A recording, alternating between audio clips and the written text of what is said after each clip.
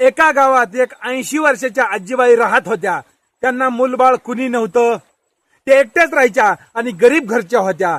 पण त्यांना माणसापाशी बसावं वाटायचं, बोलावं वाटायचं. पण शेजाऱ्या पाजऱ्याकडे गेले की त्यांनी तिला बोलत नसत, काही नसत. कारण माणसाला संध्याकाळी दिवसा जरी बाता मारायला कुणी माणूस असल तर तो बी काहीतरी आपल्या बराबरीतला किंवा आपल्यापेक्षा श्रीमंत असला तरच गप्पा मारायला मूड येतो. जर गरीबासोबत गप्पा मारायला बसलं ना तर मूड येत नाही, त्याला बोलू पण वाटत नाही. इतकं तरी गरिबांनी नेमकं पाप केलंयच काय कधी हेच आपल्याला कळत नाही. पण काही दिवसांनी गावात मस्त कथा ठेवली.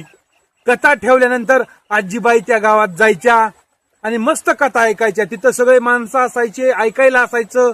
आजीबाईचा टाइम मस्त जायचा देवाच्या ह्याच्यात. काही 7-8 दिवस ती कथा चालली आणि कथा संपल्यानंतर ते महाराज निघाले. तर आजीबाईला वाटलं आतापर्यंत आपण या माणसाभोवती राहून मिळून मिसळून माझे 7-8 दिवस मस्त आनंदात गेले. पण आता कथा संपली, आता मला बोर वाटणार. ती आजीबाई त्या महाराजाकडे गेली आणि म्हणाली, महाराज 7 दिवस माझ्या सुखात गेले, पण आता तुम्ही चाललात कथा बंद करून. आता मला करमणार नाही, घरी बोलाय कुणी नाही. मला काहीतरी टाइमपास होईल, माझा दिवस आनंदात जाईल, असं मला काहीतरी तुम्ही द्या. त्या महाराजाने एक कृष्णाची मूर्ती दिली आणि म्हणाले, या मूर्तीची सेवा करत बसा. आजीबाईंनी ती मूर्ती आणली घरी. त्यांनी काय त्यांचा मुलगा समजला, जसा नातूच समजला त्या आजीबाईंनी त्यांचा.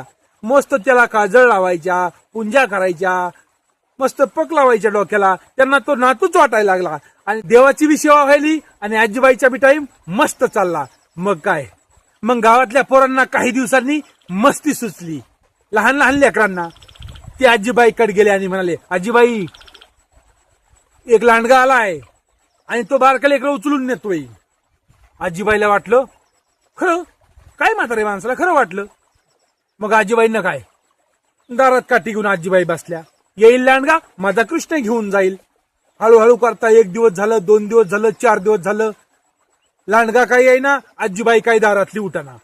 पण काही दिवसांनी आपण जी सत्य मनानं सेवा करतो ना देवाची, ती देवाला कळते बरं का.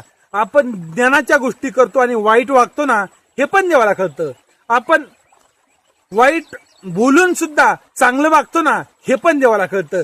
गोड बोलून कुणाचे घर मोडतो ना, हे पण देवाला कळतं.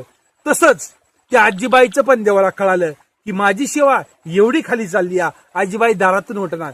मग देवानं काय केलं, वेगळं रूप धारण केलं आणि आजीबाईच्या घरी गेले आणि तिथं म्हणाले, आजीबाई मी आलोय कृष्ण. आजीबाई म्हणाले, कृष्ण तू लांडगा दिसतोस. कृष्ण असला असतो काय, कृष्णाच्या डोक्याला पंख असतो, हातात बासरी असती, असा कृष्ण असतो. आणि तुझ्या हातात तर काहीच नाही आणि तू म्हणतो की मी कृष्ण आहे. तू लांडगा दिसतो, चल इथून जा, नाही तर काठीनं मारेल. मग कृष्णानं काय केलं, त्याचा अवतार धारण केला. म्हणला, हा बघा मी कृष्ण आहे. मग आजीबाईला वाटलं मी सेवा केली आणि खरोखरच ती देवाला कळाली आणि आता कृष्ण माझ्याकडे आले. चला आता तुम्ही माझ्यासोबत वृंदावनात, मी तुमचा सांभाळ करतो. आणि मग तो कृष्ण त्या आजीबाईला घेऊन वृंदावनात गेला त्यांची सेवा चालू करायला. तसं मित्रांनो, आपल्याला जर कुणी जवळ येऊ देत नसल, आपलं बोलणं सत्य असलं तरी कुणाला ऐकू वाटत नसल, आपली परिस्थिती डाऊन असेल, तर आपण माणसाच्या जवळ गेलं की त्यांना पलीकडे तोंड करून आपल्याला वाईट वाटून घेण्यापेक्षा आपण एखादा देव धरायचा आणि त्याची सेवा करीत बसायचं.